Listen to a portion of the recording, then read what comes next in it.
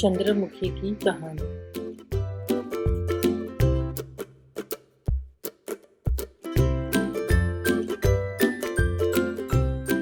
एक कंचनपुर नाम का गांव था। वह एक बहुत ही खूबसूरत महिला रहती थी।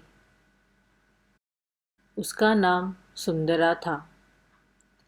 वह न केवल सुंदर थी बल्कि बहुत अच्छा नाचती थी।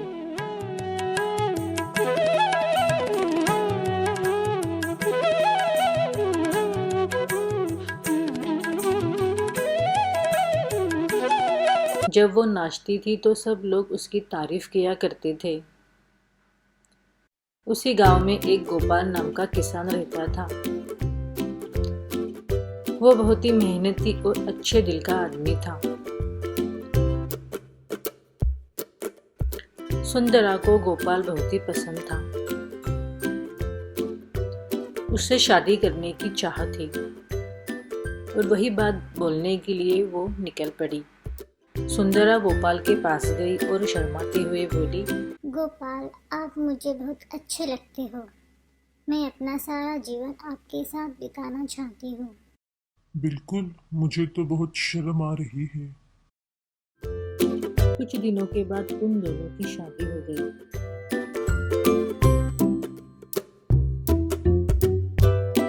शादी के बाद वे दोनों खुशी खुशी एक ही घर में रहने लगे।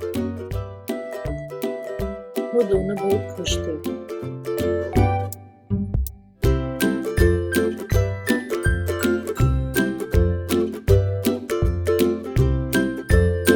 एक रात वे दोनों खाना खाने के बाद सो रहे थे।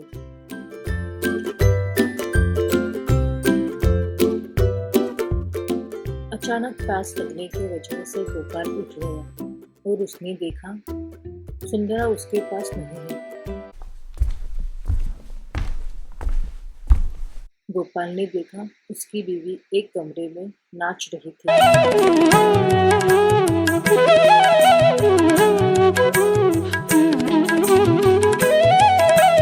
गोपाल बोला, अरे वाह, क्या नाच रही हो सुंदरा तुम।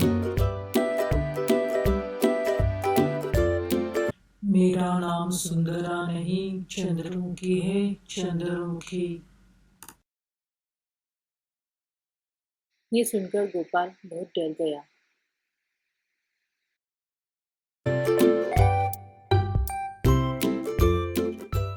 अगली सुबह गोपाल ने अपने दोस्त मोहन से सारी बात बताई।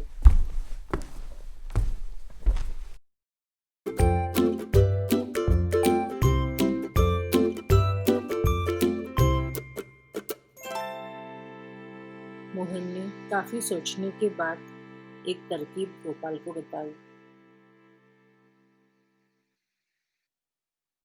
जैसे मैंने कहा वैसे ही करना मेरे दोस्त।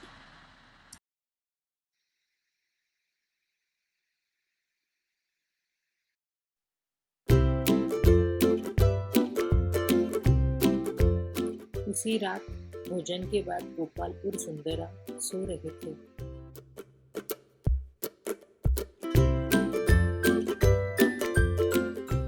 बीच रात आवाज के कारण गोपाल उठ जाता है। उसने देखा सुंदरा नाच रही थी।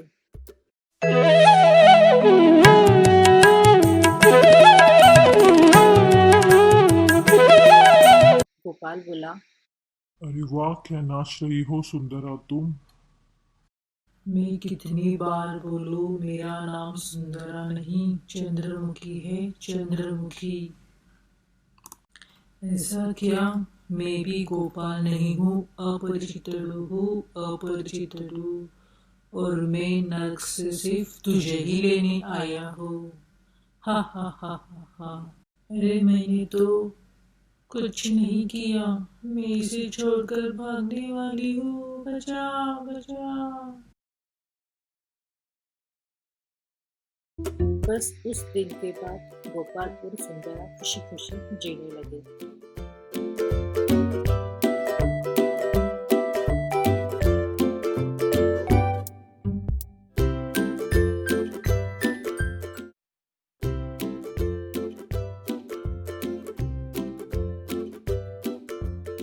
चुड़ैल दासी की कहानी। रामपुर नाम का एक सुंदर गांव था। इस गांव में काम करने वाली एक चुड़ैल थी। इस चुड़ैल को काम करना बहुत पसंद था।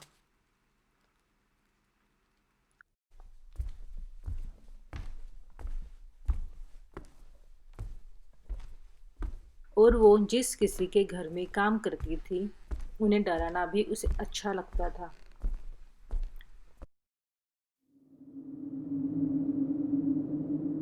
अगर काम करने के बाद लोगों ने धन्यवाद नहीं किया तो वो चुड़ैल बहुत नाराज होती थी।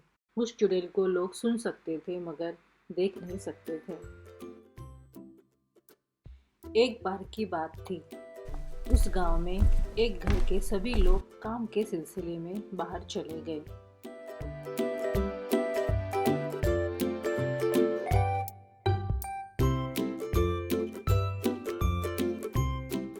लौट आने पर उनका घर साफ सुथरा चमक रहा था। वो चुड़ैल दासी सब कुछ साफ करके चली गई।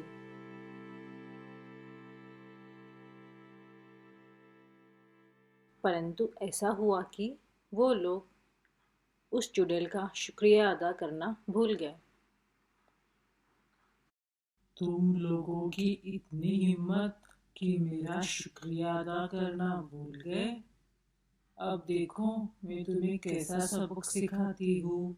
हा हा हा हा। ये कहकर वो घर के सारी चीजों को तोड़ फोड़ करके और उन्हें डराकर चली गई।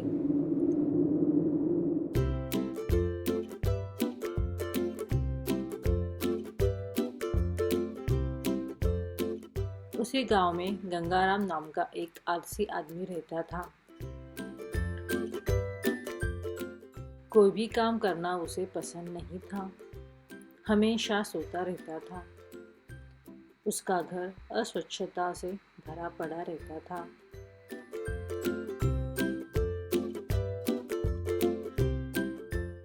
एक दिन वो चुड़ैल गंगाराम के घर जाती है। गंगाराम नींद से उठने से पहले ही वो चुड़ैल पूरा घर स्वच्छ और चमका देती है।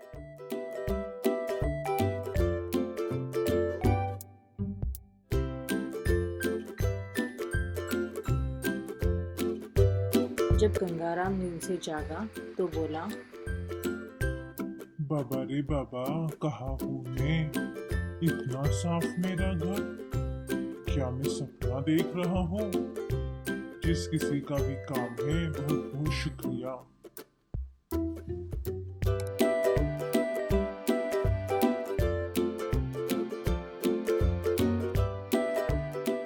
अपनी तारीफ सुनकर उस चुड़ैल के मन में लड्डू फूटने लगे।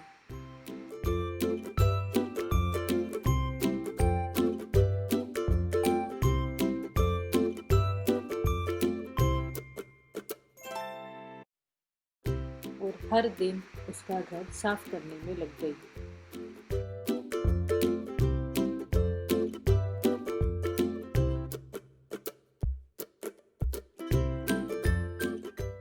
और गंगाराम उसका शुक्रिया अदा हर रोज करता था। इस प्रकार बिना पैसे खर्च किए गंगाराम को मुफ्त की दासी मिल गई।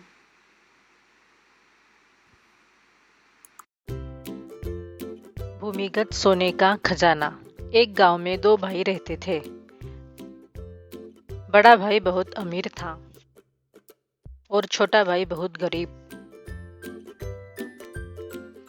बड़े भाई के घर में सब सुविधाएं थी, परंतु छोटे भाई के यहाँ खाना खाने के लिए चावल तक नहीं थे। बड़े भाई का जीवन बहुत सुंदर तरीके से गुजर रहा था, परंतु छोटा भाई दुख दर्द सहन करके अपना जीवन बिता रहा था। त्योहार आया। बड़ा भाई अपने परिवार के साथ खुशियां मना रहा था। दूसरी तरफ छोटे भाई के तरफ खाने के लिए भी कुछ नहीं था। छोटे भाई के बच्चे खाने के लिए रो रहे थे। अपने बच्चों का रोना उसे सहन नहीं हुआ और कुछ अनाज मांगने के लिए बड़े भाई की ओर चला गया। वहाँ उसने अपने बड़े भाई से कुछ अनाज मांगा परंतु उसने छोटे भाई का अपमान करके उसे वापस भेज दिया। छोटा भाई बहुत निराश होकर अपने घर की तरफ लौट रहा था। तभी उसे रास्ते में एक व्यक्ति ने रोका। उसके सामने एक लकड़ी का ढेर पड़ा था। उसने छोटे भाई से पूछा, तुम क्यों रो रहे हो? तभी उसने अपने बड़े भाई के दुर्व्यवहार के बारे में सब कुछ बताया। तभी व्यक्ति बोला, अगर तुम इस लकड़ी का ढेर मेरे घर तक पहुंचा दोगे तो मैं तुमको ऐसा रास्ता बताऊंगा जिससे कि तुम बहुत अमीर हो जाओगे। छोटा भाई मान गया। उसने लकड़ी का ढेर उठाया और उसके घर तक पहुंचा दिया। ढेर पहुंचाने के बाद उस व्यक्ति ने छोटे भाई को एक खजाने का नक्शा दिया और व्यक्ति ने ये भी कहा, अपने साथ आवश्यक वस्तुएं और भोजन भी ले जाना। छोटे भाई सोच रहा था, उसके पास यात्रा में ले जाने के लिए कुछ भोजन नहीं है। अगले दिन छोटा भाई खाने के लिए अनाज और कुछ पैसे उधार मांगने के लिए नक्शे के साथ बड़े भाई के घर जाता है। बड़ा भाई अनिल छोटे भाई सुनील को बुरी तरह से डांटता है और उसके हाथ का नक्शा ले लेता है।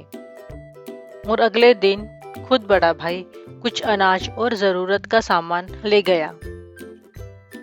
नक्शा देखते हुए अनिल जंगल की ओर जाता है और उस जगह पहुंच जाता है। मूर्ख भाई, मैंने उसे बेवकूफ बनाया और उसने मुझ पे विश्वास किया। अब मैं इस रहस्य का मालिक बनूंगा और मैं जल्द से जल्द अमीर बनूंगा। और उसने छेद खोदना शुरू कर दिया। खुदाई के बाद ही एक सुरंग बन गया और वो अंदर खाना बना रहा था।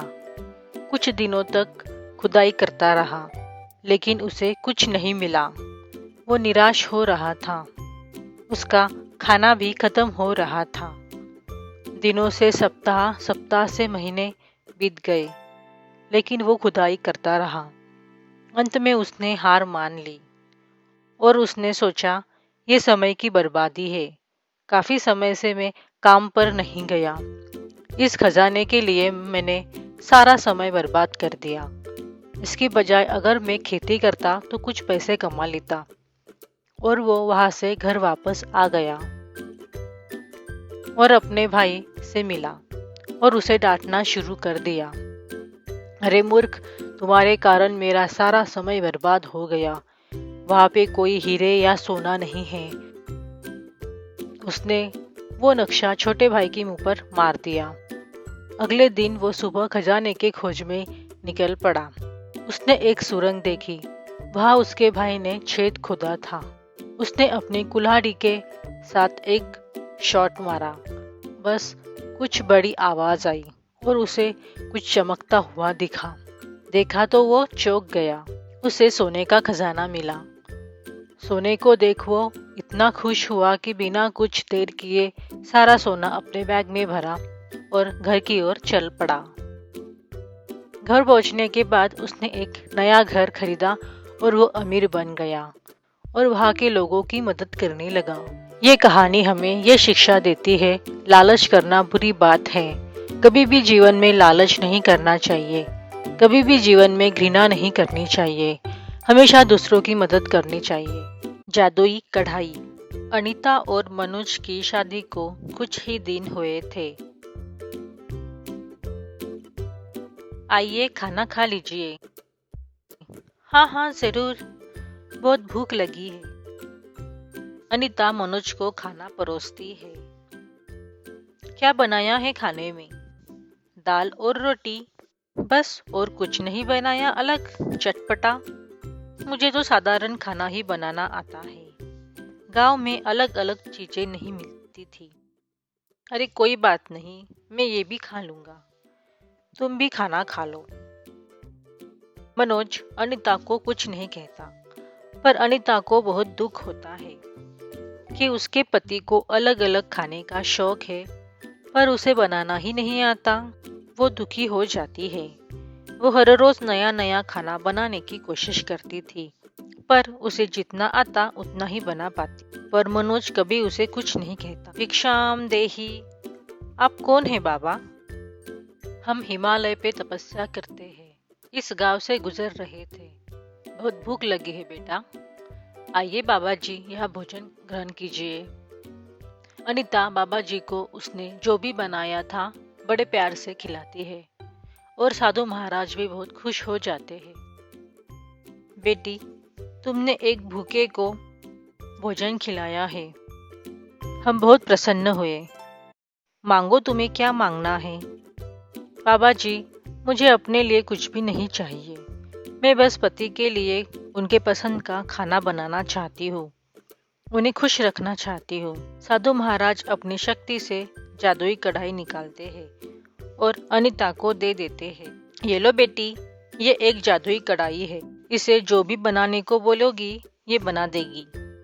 अनीता बहुत खुश हो जाती है और बाबा जी को धन्यवाद करती है। आज अनीता सोचती है कि वो अपने पति के पसंद का खाना बनाए। ये जादुई कढ़ाई आज बना दे कुछ नया और खाने में आए बड़ा मजा। जैसे अनीता ये कहती है, जादुई कढ़ाई का जादू चल जाता है और उसके सामने अलग अलग जादुई चीजें आ जाती है। अरे वाह अनीता, इतनी बढ़िया खुशबू कहाँ से आ रही है? मैंने आपके पसंद का खाना बनाया है। मनोज खाने बैठता है। उसके सामने अलग अलग प्रकार के व्यंजन थे जो उसे बहुत पसंद आ रहे थे। वो इतने दिनों के बाद बहुत खुश था। उसे खुश देख अनीता भी बहुत खुश थी।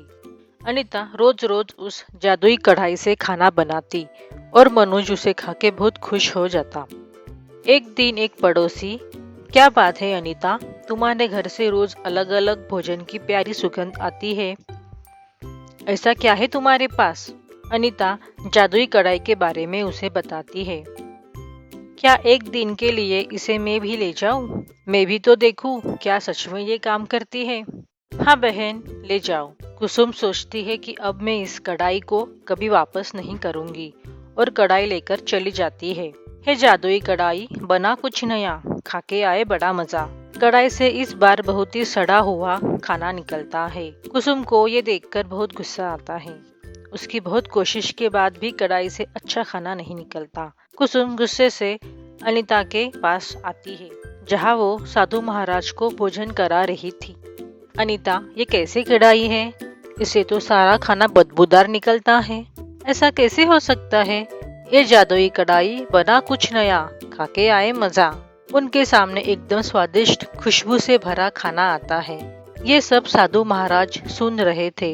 ये कढ़ाई आपके मन की भावना से खाना बनाती है। अनीता के मन में अपने पति के लिए प्रेम और सबके लिए दया की भावना है। तुमने ये कढ़ाई अपने स्वार्थ के लिए अनीता से ली थी, जिसकी वजह से तुम्हारे मन में दुष्ट भाव के कारण खाना भी सड़ा हुआ और बदबूदार ही बना। जो लोग दूसरों के बारे में बुरा सोचते हैं तो उनके साथ भी बुरा ही होगा। साधु महाराज की बातें सुन कुसुम शर्मिंदा होती है और अनीता से माफी मांगती है। अरे छोड़ो ये बातें, कुछ स्वादिष्ट खाना खाते हैं मिलकर।